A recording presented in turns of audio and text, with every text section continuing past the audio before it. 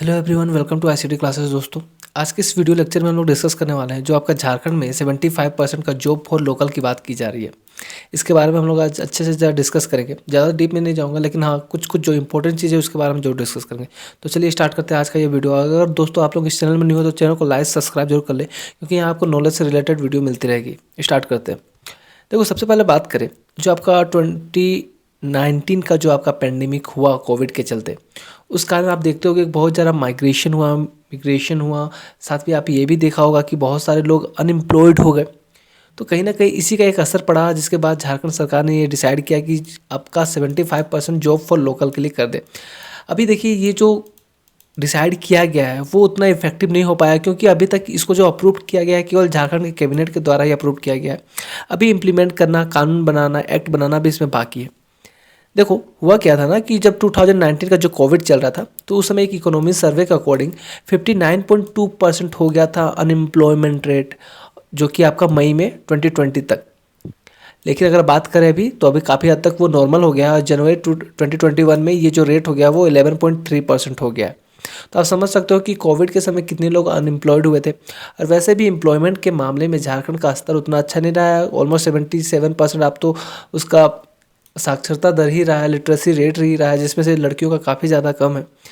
और उसके बाद ये झारखंड सरकार का ये फैसला, भी बात करें तो जनवरी 2020 में जो आपका रेट था, जनवरी 2020 के बाद आपका कोविड कब से आया था, आपका वही मार्च के बाद से 22 मार्च को आपको लॉकडाउन हुआ था ना। तो इस मार्च के बाद से आपको लॉकडाउन हुआ था। उस समय जनवरी 2020 में था आपका जो अनएम्प्लॉयमेंट रेट था वो 10.6% था। उसके बाद कोविड में 59.2% हो गया। लेकिन जैसे ही जनवरी 2021 जो इस साल का है, उसमें आपका कितना हो गया, 11.3% हो गया। हालांकि अभी भी क्या 1.3% की बढ़ोतरी इसमें रही है। अब डिस्कस करते हैं झारखंड सरकार ने क्या किया है और भी अदर सरकार क्या करते हैं। देखो, झारखंड सरकार ने ये पास करने की बात तो की, अभी तक पास हुआ नहीं है। झारखंड कैबिनेट के द्वारा ये चीज़ लाया गया प्रपोजल, और जो कैबिनेट ने अप्रूव कर दिया गया है। लेकिन दिक्कत अब ये बात आ रही है ना कि इसमें भी कई सारी चीज़ें कॉम्प्लिकेशन हो रही है। पहला कॉम्प्लिकेशन इसमें हो रहा है लोकल की। झारखंड में लोकल किनको कहा जाएगा। देखिए, झारखंड का इतिहास भी बहुत ही विचित्र रहा है। सबसे पहले ये बंगाल के साथ अटैच था, जो आपका वेस्ट बंगाल के स्टेट के साथ। फिर देन ये आपका उड़ीसा के साथ अटैच हुआ। फिर देन वो बिहार के साथ अटैच हुआ। नाउ ये इंडिपेंडेंट है। देखो, इसके बारे में मैं आपको कवर करा दूंगा कि झारखंड कैसे कैसे उसका अलगाव हुआ दूसरे स्टेट्स के थ्रू। इसके बारे में किसी और लेक्चर में हम लोग डिस्कस करेंगे। देखो क्या हो रहा है ना, झारखंड सरकार के द्वारा ही जो अभी हाल ही में आप देखोगे कि हरियाणा सरकार के द्वारा भी लाया गया the Haryana state employment of local candidates bill 2020। इसमें बात की गई कि 75% जो जॉब रहेगा प्राइवेट सेक्टर में वो किनको दिया जाएगा, लोकल को दिया जाएगा। जिसमें से डोमिसाइल की बात कही गई है। उसमें क्या कहा गया है, रेसिडेंट होना चाहिए। जो भी कैंडिडेट होगा उसका रेसिडेंशियल होना चाहिए, कम से कम मिनिमम 15 ईयर्स का रेसिडेंट होना चाहिए हरियाणा में। और कितने इनकम के जॉब्स उसको प्रोवाइड होंगे, 50,000 से कम के जो भी जॉब होते हैं प्राइवेट सेक्टर में, वो आपको हरियाणा के लोकल के लिए रिजर्व कर दिए गए हैं। हालांकि हम बात करते हैं कि सुप्रीम कोर्ट के अकॉर्डिंग कई बार ये भी कहा गया कि 50% से ज़्यादा रिजर्वेशन तो अलाउ है नहीं, कोई भी कर नहीं सकता।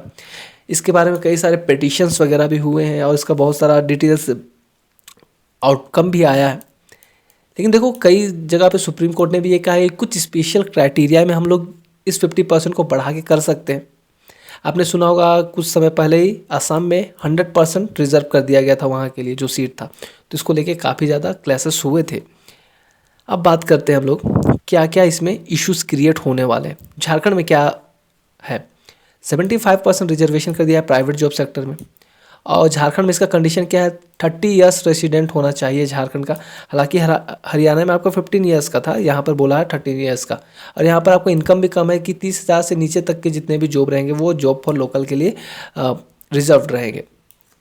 ओके, अब देखते हैं इसमें क्या क्या इश्यूज आते हैं, क्या क्या बेनिफिट्स हैं, क्या क्या इसके अगेंस्ट है। देखो, सबसे पहले क्या होगा, जो आपका माइग्रेशन होता है, कई सारे जो ऐसे पर्सन रहते हैं जो दूसरे स्टेट जाते हैं एम्प्लॉयमेंट के तौर पे। आपको कोविड के समय ही पता चल गया होगा कि कितने जो लोग थे वो बाहर किसी दूसरे स्टेट में काम करते थे।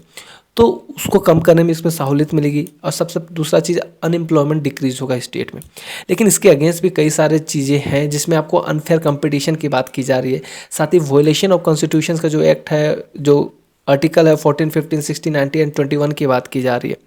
देखो, अनफेयर कंपटीशन की बात करना जहाँ तक है बहुत जायज़ लगता है, क्योंकि झारखंड का उतना लिटरेसी रेट नहीं रहा है, और उतना लिटरेसी रेट नहीं रहने के कारण अगर 75% जॉब रहेगा तो इसमें क्या हो जाएगा ना, आपका जो अनस्किल्ड वर्कर रहेंगे वो कंपनी में आ जाएंगे, जिससे उसकी ग्रोथ क्या हो सकती है, कम हो सकती है। देखिए यही केस हुआ था आपका जब हरियाणा की बात करे थे, तो हरियाणा भी अपना जीडीपी में काफ़ी ज़्यादा योगदान देता है, हरियाणा स्टेट, लेकिन 75% अगर उसमें जो प्राइवेट कर दिया जॉब फॉर, अगर उसमें अनस्किल्ड पर्सन आ जाएंगे तो उसके कारण दिक्कत वहाँ पे भी आ सकती है, उसका जीडीपी गिर सकता है। तो ये चीज़ गवर्नमेंट को ध्यान देने की बात है। और एक चीज़ और इसमें किया वो जा सकता है कि जो आपका स्किल डेवलपमेंट का काम है उसको बढ़ाया जाए झारखंड सरकार के द्वारा, ताकि लोग स्किल्ड होए और कंपनी उसको अडॉप्ट कर सके इजीली, तो वो उसके लिए बेनिफिट फ़ायदा जरूर होगा, और साथ ही अनएम्प्लॉयमेंट रेट भी आपका डिक्रीज़ करेगा। तो दोस्तों अगर आप लोगों को वीडियो अच्छी लगी तो सब्सक्राइब करो, बेल आइकन को प्रेस करो, तब ताकि हमारे वीडियो की नोटिफिकेशन आप तक मिले। मिलते हैं किसी और वीडियो में, बाय बाय।